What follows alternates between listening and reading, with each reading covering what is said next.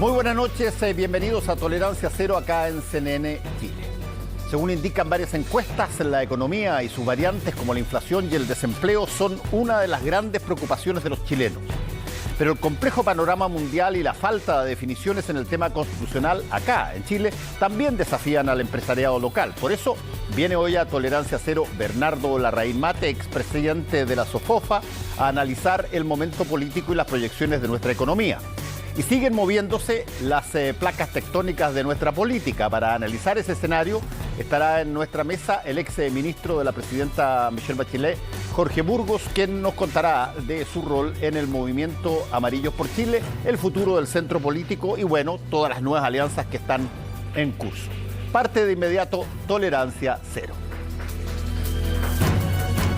Mónica, Paula, Sebastián, ¿cómo estás? Bernardo, bienvenido a Tolerancia Cero. Muy buenas noches y gracias por la invitación a conversar. Pero encantado, partamos con una mirada. ¿Eres optimista o eres pesimista? No digo solamente sobre Chile, estoy hablando en términos de la realidad económica a un año, como se ha estado sacando en varios reportes. Si es que estás optimista, estás pesimista, ¿y por qué? No, más bien pesimista, como lo indican todos los análisis que uno lee estos días, en fin, partiendo por la realidad global.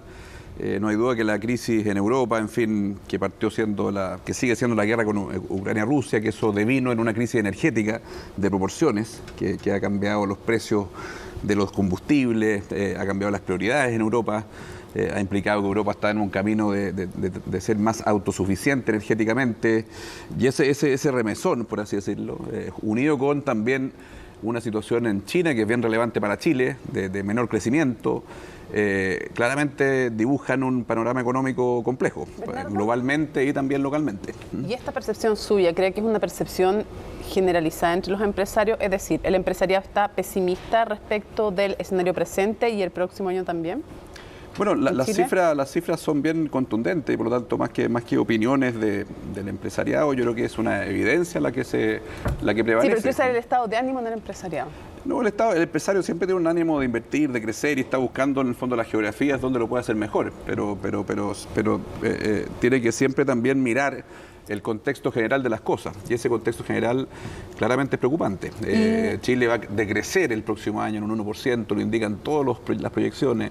Este año va a crecer solamente un 2%. Estamos básicamente en los últimos lugares de la TAM, cosa que no había ocurrido hace mucho tiempo. Digamos. Chile siempre era, más allá de las situaciones por las que ha pasado, siempre estaba, ¿no es cierto?, en los primeros lugares. Hoy día está más bien en la cola de la tabla. Pero más allá de la situación de Chile, insisto, creo que la situación global es compleja, es preocupante y por lo tanto merece ocuparse. Y en ese contexto se dio hace algunos días el anuncio de quiebra de una de las principales constructoras y hay distintas opiniones al respecto. Unos dicen es un hecho puntual de un problema de trabajo de esta constructora y otros como por ejemplo el presidente de la CPC, Juan Sutil, que dice vamos a empezar a ver más quiebras de otras empresas. ¿Cómo lo ve usted? Bueno, ya son dos constructoras relevantes, la última sí, efectivamente se conoció el día viernes. Yo creo que una situación que es más, por así decirlo, trascendente que simplemente un caso puntual, que se relaciona con menor inversión, mayores tasas de interés, un mercado de capitales mucho menos profundo. El mercado de capitales que siempre muchos lo consideran como un espacio donde convergen especuladores, ¿no es cierto?, a comprar y vender instrumentos financieros, es fundamental para la economía. Y vaya que lo hemos vivido, ¿no es cierto?, como consecuencia de los retiros que redujeron el mercado de capitales, entre otras cosas, además de las pensiones futuras, más relevante probablemente lo segundo que lo primero, pero también tiene un efecto en el mercado de capitales que suben las tasas de interés, suben los créditos hipotecarios, por lo tanto eso básicamente ralentiza la economía y eso afecta a la construcción y al mundo inmobiliario en forma bien relevante. Entonces la pregunta es, ¿vamos a, cree usted, ver nuevas quiebras en el sector de construcción y cómo es un sector que encadena a muchos otros sectores porque mueve a muchos sectores? ¿Cree usted que vamos a ver mueve quiebras? Mucho sector y también mueve mucho empleo, ¿no es cierto, Mónica? Y por lo tanto es un sector Por eso le pregunto si es que cree usted que vamos a ver nuevas quiebras y solo en la construcción o cree que va a ser más allá de la construcción. Mira, no lo sé, porque yo tampoco quiero ser agorero de situaciones catastróficas, pero porque creo que, como tú bien dices, ¿no es cierto?, el ánimo empresarial siempre tiene que estar positivo, pero de que la situación es compleja, de que la situación es compleja, no hay duda que es compleja. Paula. Yo le quiero preguntar cómo evalúa usted, porque el escenario económico internacional está muy complicado, pero cómo evalúa el manejo económico del equipo actual, encabezado por el ministro Mario Marcel.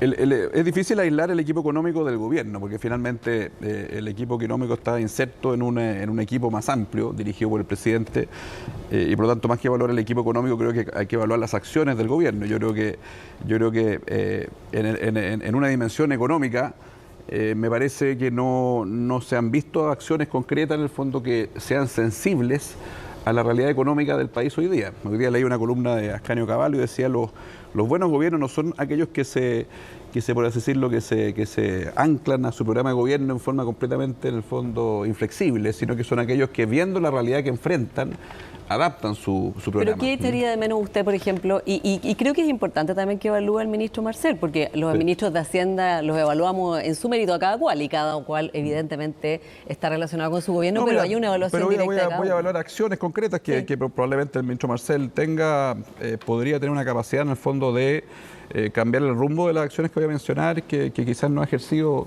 con toda la fuerza que se requiere. O sea, el tema del TPP, la teleserie del TPP, en un momento económico tan complejo, esta dilatación con las excusas de las side letters famosas, que ya en el fondo la ministra de Relaciones Exteriores afortunadamente anunció que a fin de año un borde, digamos, de tiempo. Y aparentemente en ese plazo de tiempo no van a estar en el fondo las side letters, salvo un par de ellas.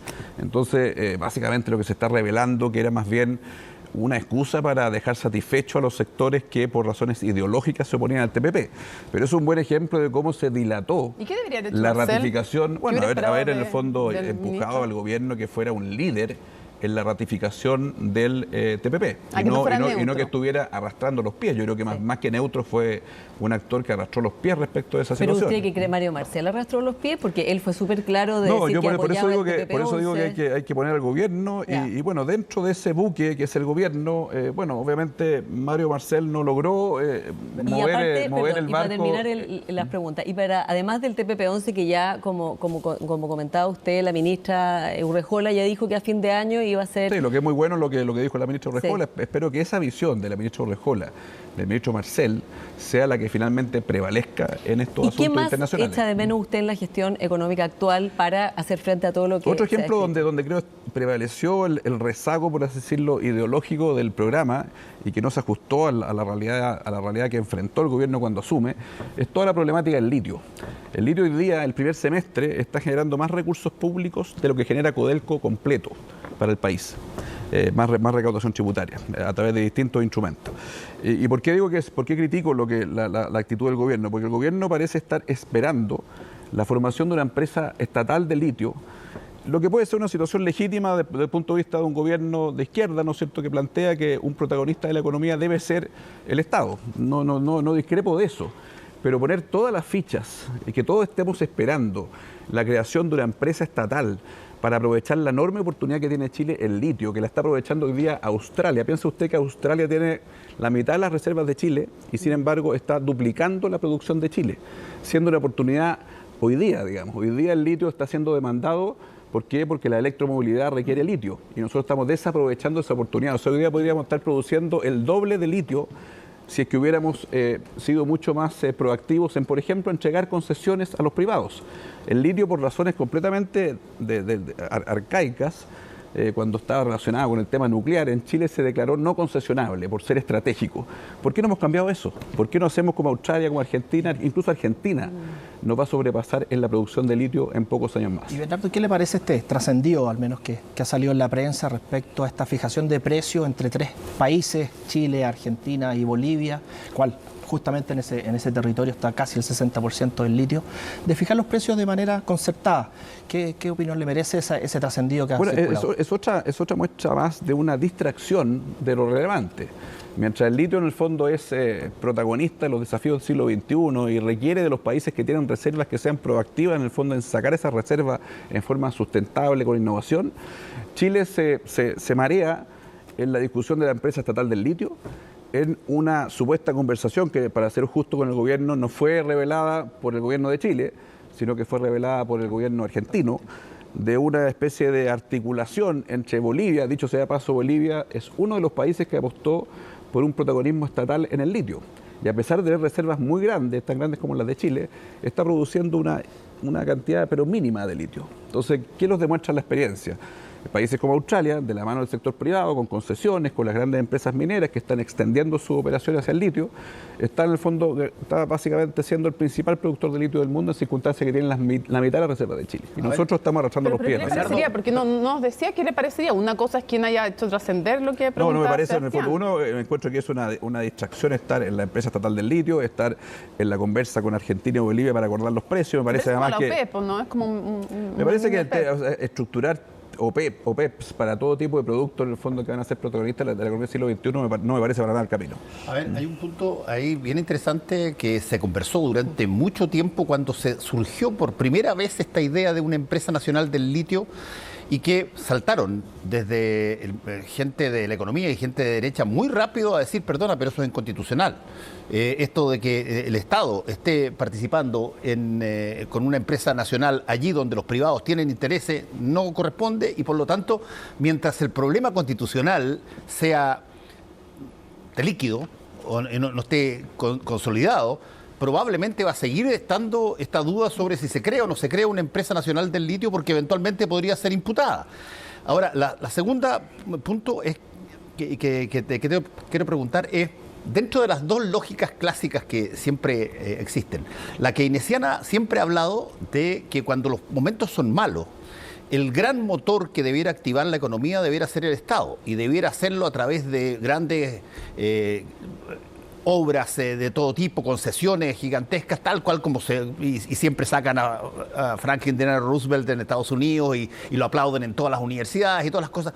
¿Qué tanto debe ser el protagonismo del Estado chileno para, en este momento en que estamos, como tú lo dijiste muy bien, en el mundo y particularmente en Chile, con una situación de baja, meterse para ahí con la intención de generar renovación y generar márgenes de ingresos superiores, el Estado? Mira, el Estado tiene un rol, por supuesto. Lo que pasa es que, ¿cuál es el rol del Estado? ¿Qué es lo que hace más eficientemente el Estado?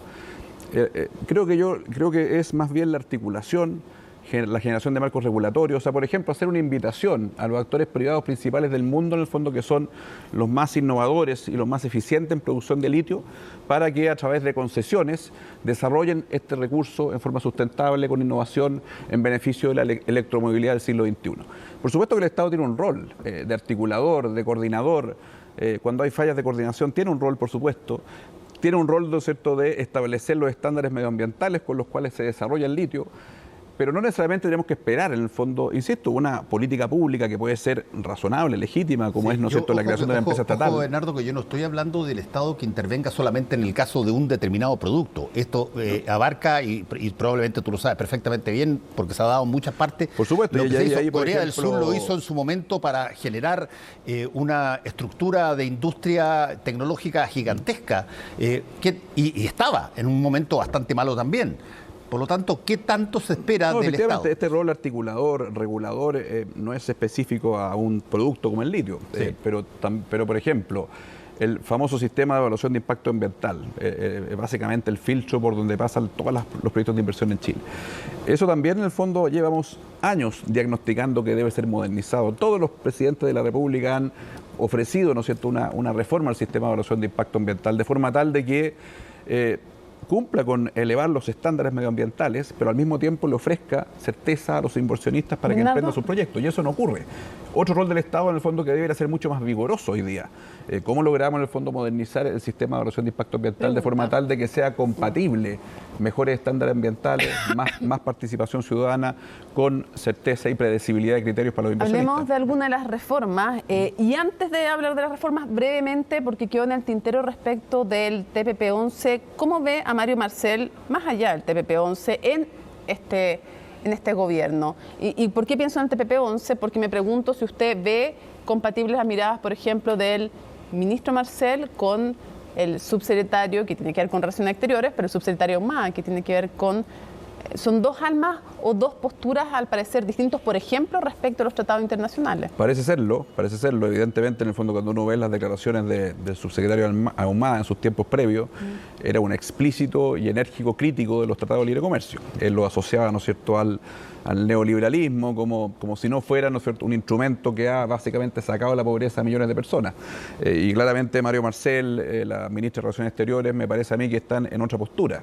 Y aparentemente, por lo que dijo la ministra, bueno, sería la segunda la que estaría prevaleciendo. Se demoró, se atrasó, eso generó un perjuicio para la economía chilena, para el prestigio de Chile en el fondo frente a todas esas naciones a las cuales siempre destacamos. Nosotros siempre destacamos a Canadá, a Nueva Zelanda, ¿no es cierto?, a Australia, todos países que hace mucho rato habían ratificado el TPP. ¿Usted ve que hay dos almas ahí, cree que hay dos almas en el gobierno? Es innegable, en todos los gobiernos se producen estas distintas visiones, pero lo importante en el fondo es que hay finalmente una conducción del presidente que zanje la discusión, digamos. Y respecto a la reforma tributaria, primera definición como gruesa, ¿se requiere una reforma tributaria?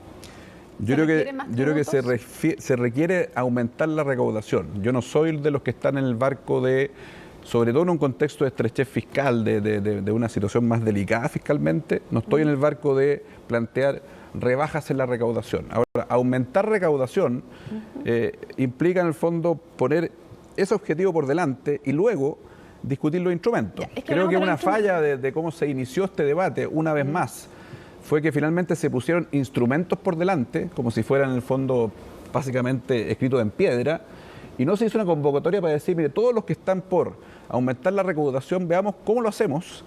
Y segunda pregunta, ¿para qué? ¿A qué lo destinamos? Okay. Hay hartas cosas que destinarlo, entre otras la reforma previsional, de la cual también podríamos hablar, pero para cerrar el tema de la reforma tributaria, a veces se plantea el royalty. Algunos dicen, no, royalty no, porque va a complicar la minería. Después se habla del impuesto que se llama a super rico, después se llama patrimonial, suena, parece mejor para algunos. Ya, no, tampoco, porque puede ser complicado aplicar, dicen otros, o no les parece tampoco que vaya a ayudar. Se plantea otro tampoco. Entonces la pregunta es, ¿qué impuesto cree usted que se puede subir la carga? Porque si uno en general escucha no, pero sí acuerdo que se necesitan ingresos permanentes para gastos permanentes, ¿qué se podría aumentar de carga tributaria? Aparte de cerrar los espacios de la alusión, que eso lo dicen todos. La mayor recaudación se puede lograr, hay dos grandes formas de hacerlo, digamos. Uno, moviendo tasas o creando nuevos tributos. Y segundo, aumentando la base. La base que, entre otras cosas, se construye a partir del crecimiento. Eso muchos dicen, mire, esa es típica retórica neoliberal, decir que el crecimiento genera más recaudación. Eso no es retórica, es evidencia y son datos. Más crecimiento genera más recaudación. Entonces no nos olvidemos de ese componente. Ya. Y respecto a las tasas, cuando uno mueve tasas, tiene que básicamente sopesar el impacto que tiene en esa otra variable que es determinante en la recaudación tributaria, que es el crecimiento. Entonces, básicamente, en el fondo, que Chile entre al pequeño grupo de países que han optado por gravar en forma explícita el ahorro, yo creo que es malo para Chile. Por lo tanto, una parte esencial de la reforma, como es en el fondo abrir esta puerta de gravar lo que son las utilidades retenidas. ¿Qué es lo que son las utilidades retenidas? Yo soy director de empresa, en el fondo son básicamente aquellas utilidades que las empresas dejan dentro para invertir. Nosotros hoy día estamos, por ejemplo, en Colbún, haciendo un proyecto de 800 megas en el norte de Chile, el proyecto eólico más grande de Latinoamérica, que va a ser una inversión de $1.000 millones. Esas son las utilidades retenidas. ¿Por qué grabamos eso? ¿Por qué entramos al grupito de países que optaron por grabar el patrimonio, grabar la utilidad retenida? Ese es el no y el sí. ¿Qué sí? Y sí, primero, ¿cuál es la principal diferencia que tiene nuestro sistema tributario con el promedio de la OCDE que tanto nos gusta compararnos? Es la base de contribuyentes.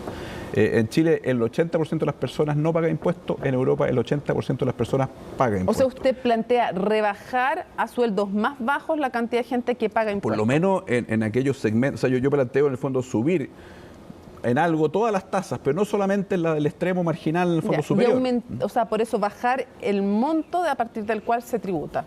No necesariamente partir por lo menos bajar en el fondo cada uno de los tramos existentes, subirlo un poquito. Y desde el punto de vista del porcentaje ahí, Bernardo, ¿cómo entra en esa ecuación los porcentajes que tenemos de evasión y elusión de pago de impuestos, que entiendo que es uno de los más altos también? Bueno, por supuesto que combatir la elusión, la evasión, es también fundamental, eso yo lo comparto plenamente, y no solamente la evasión que se produce, por así decirlo, caso por caso, sino que también todos los instrumentos que son legales que finalmente se han transformado en fuentes de ilusión, la renta presunta, en fin, hay un montón de exenciones tributarias, regímenes especiales que yo lo eliminaría todo, digamos, en el fondo, y optar por un sistema simple, homogéneo, que básicamente logre la recaudación que nos proponemos sin afectar el crecimiento, el ahorro y la inversión. Bernardo, quiero conocer sus reflexiones a 3 años del estallido social. Y se lo pregunto porque hay personas esta semana que hemos conocido todo tipo de análisis y comentarios. Hay un temor de pasar de no lo vimos venir a aquí no ha pasado nada. O sea, y que muchas cosas que se dijeron en su momento, que eran importantes, combatir la desigualdad o en el fondo consensos que hubo en su momento, ¿no? De cosas que tenían que cambiar, que con todo lo que ha pasado, incluida por supuesto la pandemia, el plebiscito, el rechazo, etcétera, ahora esa prioridad se haya desdibujado y estemos en un momento en que pareciera que no se requieren con esa urgencia los cambios. Yo no comparto ese diagnóstico. Yo creo que efectivamente no podemos pasar de el estallido, por así decirlo, sobrediagnosticado y o sea, en el fondo esa postura política que básicamente decía que Chile y los últimos 30 años de Chile solo se podían mirar como una pura fuente de desigualdad, de abuso, de fractura social, y que eso explicó el estallido y que el estallido finalmente requería un proyecto refundacional que partía por la Constitución. Eso creo yo, esa mirada iluminada de hacer política, se cayó en pedazos el 4 de septiembre. Ahora, pasar que el péndulo se vaya al otro extremo, de decir aquí nada pasó, no se requiere un nuevo texto constitucional, o bien que el nuevo intento que se haga lo haga solamente el Congreso, me parece en el fondo que es igualmente negativo como ese diagnóstico tan por así decirlo, iluminado que prevaleció en los días posteriores a octubre. Digamos. Y en ese sentido, Bernardo, hay mucho debate ahora en el interior de la derecha, de hecho, entre todos esos temas que está discutiendo usted, hay muchos que son muy claros de que sea el Congreso, por ejemplo, Richard von Appen fue muy claro, publicó una columna diciendo que sea el Congreso, otros que dicen que habría que hacer una reforma. ¿Cuál sería, dentro de todo lo que se está planteando, lo que usted considera razonable? Primero, yo creo que el momento de la discusión constitucional hay que continuarlo y hay que tratar de cerrarlo pronto. Ya. Yo no soy de los que cree que hay que postergar esto porque el 4 habría cambiado el deseo de las personas de quizá hoy día no tener una nueva constitución. Yo creo que eso no es así y creo que por lo tanto hay que cerrarlo pronto. Segundo, creo que si bien creo que es positivo que el Congreso hoy día esté discutiendo ciertos bordes, esté discutiendo cómo cambiar el mecanismo, el método para escribir una nueva constitución, porque claramente el anterior fue completamente fallido, me parece que ahí está ejerciendo su potestad constituyente. Pero el ejercicio de elaborar un nuevo texto me parece que es mejor que lo haga una instancia separada. 100% una instancia separada que puede ser, creo que es bueno lo que está emergiendo con este concepto mixto, que tenga un componente electo, que claramente con un sistema electoral completamente distinto al que se usó en la convención anterior, que integre también, ¿no es cierto?, expertos. El concepto experto, yo escribí una columna que no lo hago sinónimo de abogados constitucionalistas con doctorado en la Universidad X de Europa, digamos. Creo que eso experto implica personas que están conectadas con los desafíos del Chile del siglo XXI, con los dolores que marcan el Chile de hoy. Entonces, me parece ese concepto de convención, o como se llame, mixta, me parece interesante. Y creo que con un plebiscito, por supuesto, con un plebiscito de salida ratificable. ¿Y el plebiscito de entrada que ahora se ha puesto sobre la mesa? No me parece, porque finalmente el plebiscito de salida es lo que realmente, en el fondo, protege que este proceso también tenga una conexión con la ciudadanía. Y solo para cerrar la idea del estallido, Vivian Blanlot, que es directora de Colbún, de hecho, dijo, hay un factor bastante determinante en el estallido social, y es que la gran mayoría de las empresas importantes de nuestra economía no tenía conciencia de que vivíamos en un país con tanta desigualdad. ¿Comparte? Yo no lo comparto 100%. Tengo una gran admiración y trabajamos junto con Vivian en muchos directorios, sí. Así que... Pero no, esto, a ver, yo creo que, mira, leyendo, creo que son bastante pertinentes los análisis que hace tanto Carlos Peña como Luna, Juan Pablo Luna. Ya, pero hablemos de la Vivian Blanlot primero. Pero lo que pasa es que quiero decir, Juan Pablo Luna decía hablar de la desigualdad, como si hubiera una desigualdad que habría que enfrentar, que sería la desigualdad de ingresos. Y ahí creo que convergen Peña y Luna. Me parece equivocado. Creo que hay distintas desigualdades. Por ejemplo, aquella en el fondo entre los trabajadores que solamente pueden optar a un trabajo informal o bien a quedarse o no entrar a la Pero fuerza. Bernardo, yendo al fondo de la Vivian Blalotti para cerrar, las empresas importantes de la economía, ¿tenían conciencia, cree usted, que se vivía en desigualdad, que es el punto que está haciendo ella? Mira, las empresas importantes de la economía se conectan con las personas que trabajan en esas empresas. Y efectivamente esas personas que trabajan son aquellos que forman parte del trabajo formal. Como ustedes saben, el trabajo formal, que es básicamente el 100% de las grandes empresas, es un trabajo con condiciones de salario mucho mejores. Cuando se habla de la mediana de Chile, de las 400.000 pesos, pues bien, las empresas grandes chilenas son empresas que tienen medianas de 700, 800, con muchos más beneficios. Es un promedio, tienen mínimo de 600.000 pesos. Las empresas vinculadas con Sofofo, por ejemplo, no hay ningún trabajador que gane menos de 500, 600. Por lo tanto, es muy alejada la realidad. Entonces, por supuesto que hay una conexión profunda con esos trabajadores. Y ahí tengo la discrepancia con Vivian. Y hay una conexión profunda con las comunidades que giran en torno a las empresas. Ahora, ¿qué conexión nos faltó? Mirar ese otro mundo, ese 30% de personas que están en el trabajo informal, esas personas que ni siquiera acceden a tener una oportunidad de trabajo, y probablemente ahí todos tenemos que desafiarnos. Yo me acuerdo haber tenido una conversación con el presidente Boric cuanto antes era diputado, en la tercera, que nos invitaron para analizar el estallido, y todos convenimos eso. Aquí cada uno de nosotros, políticos, ministro de Estado, empresario, tenemos un desafío de conectarnos mejor con el Chile, y no solamente con el Chile que está dentro de la empresa, en nuestro caso, que probablemente sea un Chile de un trabajo de mucho mejor calidad, con mejores condiciones, pero por supuesto que había otro Chile, ese 30% de informalidad, que dicho sea paso, la mejor manera nuevamente de combatir la informalidad es que se reactive esta maquinita que es el crecimiento. Piensen ustedes que del 2010 al 2021 el producto per cápita de Chile, el ingreso per cápita chileno ha estado estancado, así como creció de 4.000 a 15.000 del 90 al 2011, del 2011 al 21, estancado. Eso genera una frustración de expectativas porque la maquinita que genera oportunidades de empleo, de emprendimiento, se para. Bueno, efectivamente hemos tenido problemas de crecimiento económico y bueno, estamos viviendo también expectativas bastante negativas y una inflación galopante y que ha afectado justamente a los más vulnerables. Pero justamente ese estallido, esa conexión que hablábamos anteriormente, ha llevado a que no resolvamos muchos problemas. Por ejemplo, tenemos brechas educacionales muy altas, tenemos déficit habitacional que no hemos logrado cubrir, tenemos las pensiones que ha habido una reforma, pero no hemos, se ha hablado de una pensión garantizada universal, un esfuerzo presupuestario importante, pero no una reforma. En seguridad, en salud, las listas de espera, casi 2 millones, 1,7 millones de personas en listas de espera esperando casi 600 días.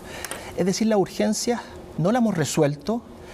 El ministro Marcel está planteando una reforma tributaria que hablamos en específico, pero quisiera yo guiarlo a un aspecto muy puntual de la reforma a raíz de una entrevista del director del Servicio de Impuestos Internos, en el cual habla de aquellas personas con alto patrimonio, está hablando casi de 95.000 personas, pero 8.000 de ellas serían sujetos a un impuesto a la riqueza, y en el cual se ha hablado mucho de la fuga de capitales. Ahí mismo se hablaba también de la cantidad de personas que han cambiado de domicilio, justamente por este nuevo impuesto. Entonces quisiera preguntarle a usted, ¿qué opina de esa situación, de esa fuga, de esos cambios de domicilio? Y si usted, que me imagino que debe estar dentro de las personas con alto patrimonio, ha cambiado o no de domicilio. Mira, yo no me extraña la cifra que menciona el director del Servicio de Impuestos Internos, porque en mi situación personal, y yo creo que esto que voy a decir también lo comparten la gran mayoría de los empresarios chilenos que están profundamente comprometidos con el Chile, con Chile. Ese compromiso, esa decisión de emprender en Chile no va a cambiar por una reforma tributaria. No va a cambiar si es que la reforma tributaria tiene o no impuesto al patrimonio. El punto es, valga la redundancia, que ese no es el punto. El punto no son los 8.000 contribuyentes que menciona el director del Servicio de Impuestos Internos, que hoy día son esos 8.000. El punto son la señal que le da el sistema tributario chileno y la política chilena y el gobierno de Chile a los que vienen, a los futuros grandes empresarios, a los emprendedores. ¿Por qué los emprendedores en Chile se están rápidamente trasladando a Delaware, a Florida, a Estados Unidos? ¿Por qué recién esta empresa destacadísima de Berries, Price, lo primero que hace es abrirse en bolsa en el Nasdaq, cuando antes primero lo hacían en Chile? Eso tiene que ser caso de estudio que el ministro Marcel y su equipo deberían estar analizando. ¿Por qué ocurre eso? No nos concentremos en los 8.000 contribuyentes de alto patrimonio que estamos hoy día acá, sino que miremos a los futuros grandes empresarios que hoy día son pequeños. En todo caso, que se sacan las platas para fuera del país en momentos de este tipo, digamos. Pero te insisto, mi situación personal, las personas que yo conozco están muy comprometidos con Chile y no va a ser una reforma tributaria. ¿Usted no pensaría en cambiar domicilio tributario? No lo pensaría. Pero lo que quiero decir es que eso no es el punto. Sí, no se el entiende. punto es, siempre se habla en la discusión tributaria, se nos trata de encasillar en, ¿usted está dispuesto a que le suban los impuestos, señores? Los impuestos los define la democracia y los contribuyentes los pagamos, sin discusión. El punto no es si estamos dispuestos o no estamos dispuestos. Empresarios porque sabemos el poder de lobby y de presión que tienen también, pues Bernardo, tampoco nos pisemos la capa en Mónica, su si es superhéroe. una buena o una mala Sí, política esa es la pública. discusión de fondo, pero tampoco seamos ingenuos de por qué se lo preguntamos y no se lo preguntamos No, necesariamente. que lo pregunten está perfecto, pero la pregunta tiene que ser, ¿usted considera que es una buena política pública o no? Y Bernardo, y esos recursos que se busca recaudar con estos nuevos impuestos y también con dándole mayor fiscalización, mayor poder al servicio de impuestos internos, bueno, pero van a ciertos desafíos sociales y por lo tanto lo quería llevar a usted a la reforma previsional que está pronto de llegar. ¿Cuál es su opinión respecto a la reforma previsional que está presentando el gobierno? Bueno, esa es la segunda pregunta que decía. O sea, primero, en el fondo, hagamos una invitación a pensar cómo aumentamos la recaudación, cómo alcanzamos ese primer punto. Antes de llegar, si son 3 puntos o no, acordemos el primer punto, el cómo. Y el segundo es tu pregunta, que es el para qué, a qué se destina esto. Entonces, por supuesto que el tema pensión es relevante. Ya se hizo un esfuerzo enorme con la pensión garantizada universal de 250.000 pesos que va a implicar que muchas personas van a tener tasas de reemplazo cercanas al 100%. Eso debe ser un factor relevante para la discusión de la reforma que viene. Tenemos que ir construyendo sobre lo que ya se hizo.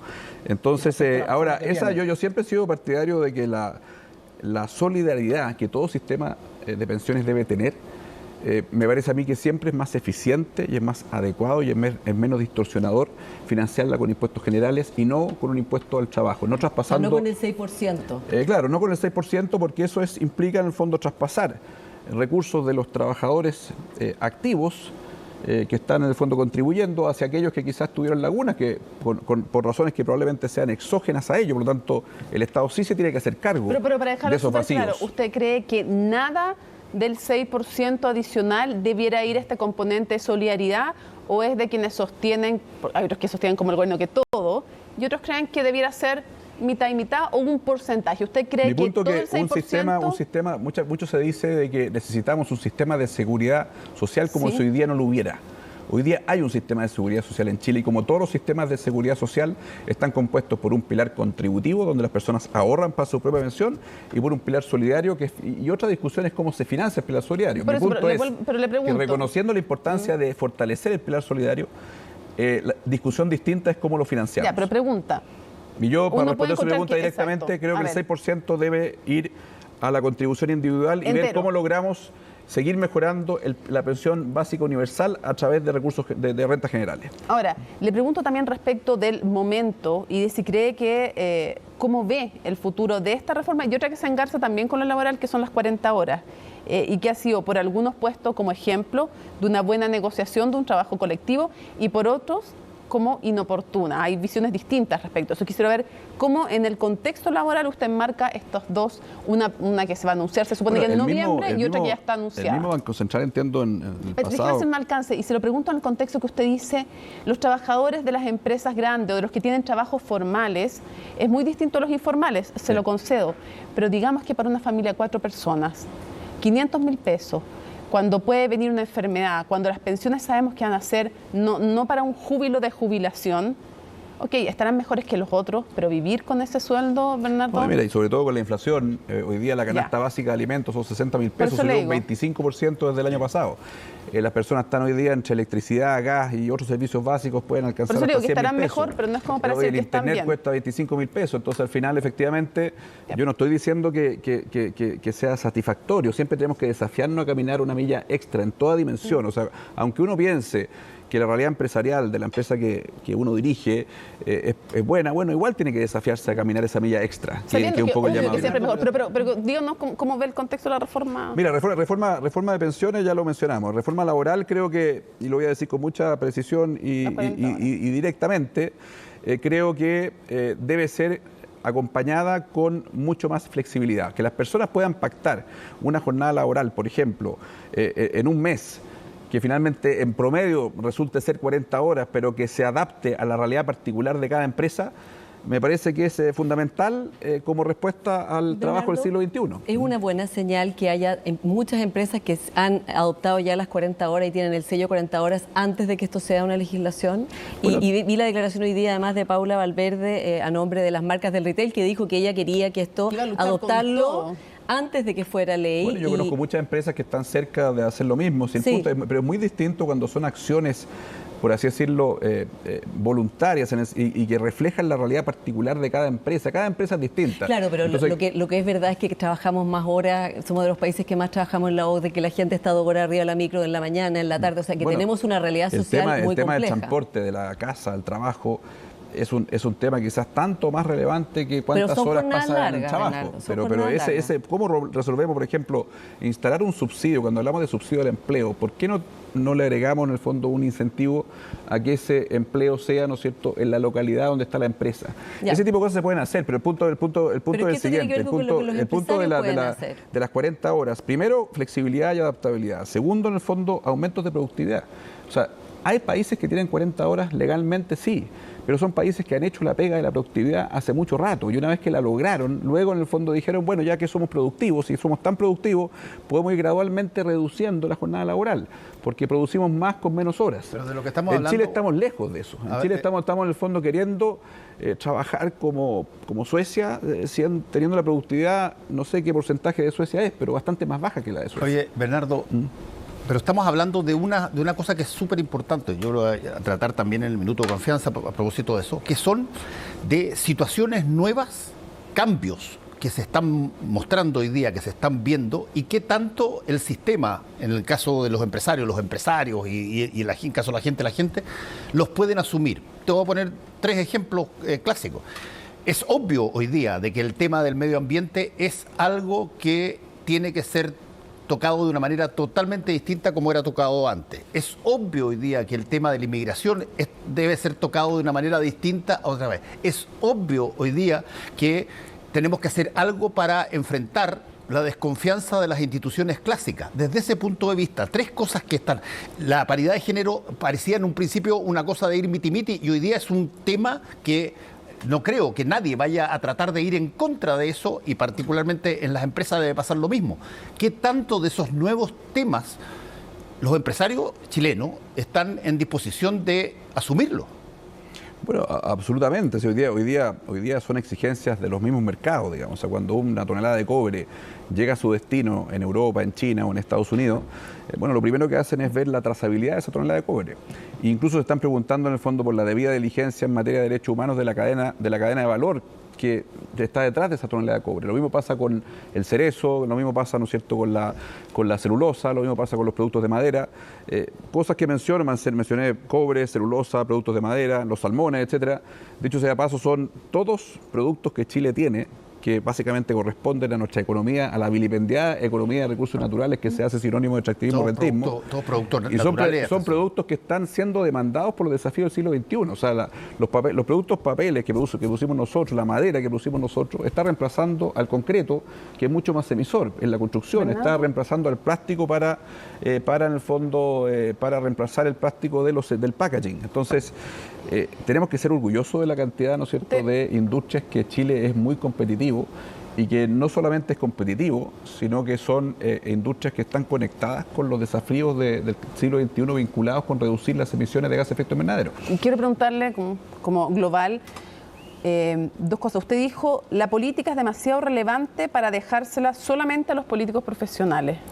¿Qué quiso decir con eso? Bueno, quise decir en el fondo una cosa que dice con mucha claridad el libro del pasillo estrecho de Maury Robinson, que los países que logran transitar por ese estrecho pasillo son aquellos países que logran en el fondo que hay un contrapeso permanente entre el Estado y la política y la sociedad civil. Entonces, ¿a qué me refiero? La sociedad civil tiene que estar activa en la discusión política. Por eso nosotros hemos formado esta organización que se llama Pivotes. Pivotes básicamente aspira a cubrir un cierto espacio en el debate público, desde la sociedad civil, desde el mundo empresarial, con transparencia, sin inhibición, sin ningún complejo, precisamente porque ese contrapeso que hace la sociedad civil de la política y del Estado es fundamental. Ahora, en los países que han logrado el desarrollo. Si tuviera que hacer un resumen, ¿qué es lo mejor y lo peor de este gobierno?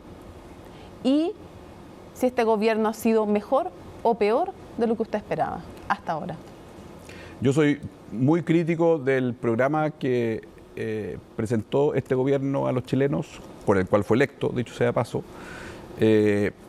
Y lo peor, diría yo, para no evadir la respuesta, es lo que decía al principio, es la falta de capacidad de que esas orientaciones que a veces esboza el presidente Boric, donde básicamente está insinuando un cambio, la lentitud y las trabas que enfrentan para que esa orientación llegue, ¿no es cierto?, a una acción de su equipo de gobierno. Eso también es lo peor. En el fondo creo que hay una cierta intuición de cambio, pero finalmente se traba, ¿no es cierto?, porque el subsecretario Ahumada simplemente está empecinado en sostener su tesis de que los tratados de libre comercio son malos para los chilenos. Digamos. ¿Y lo mejor? Y lo mejor creo yo que es, y también voy a hacer un comentario, por así decirlo, de proceso y no necesariamente una acción concreta de política pública. Creo que esto lo veo precisamente el mismo presidente, esta disposición a escuchar, esta disposición a cambiar, pero si le tengo que hacer una crítica es que eso no permea en su coalición, no permea en acciones. Y quizás ahí falta un impulso mayor. ¿No permea en las dos o en una? Yo creo que en las dos finalmente, y también hay una cierta complicidad de las coaliciones, sí. porque las coaliciones también debieran en el fondo advertir. Y una pregunta muy corta. ¿Qué le pareció el tratamiento que recibió el presidente Boric en el evento de CONAPYME? No me gustó, creo que y no lo vinculo para nada con, por ejemplo, cantar el himno de los carabineros, porque creo que realmente los carabineros merecen un apoyo de todo actor en el fondo, de la forma que ese actor decida brindar ese apoyo. Yo creo que una cosa que mencionó también Sebastián y tú también, estos desafíos que también debemos asumir como mundo empresarial, pero que también los debe asumir la política con mucho más fuerza.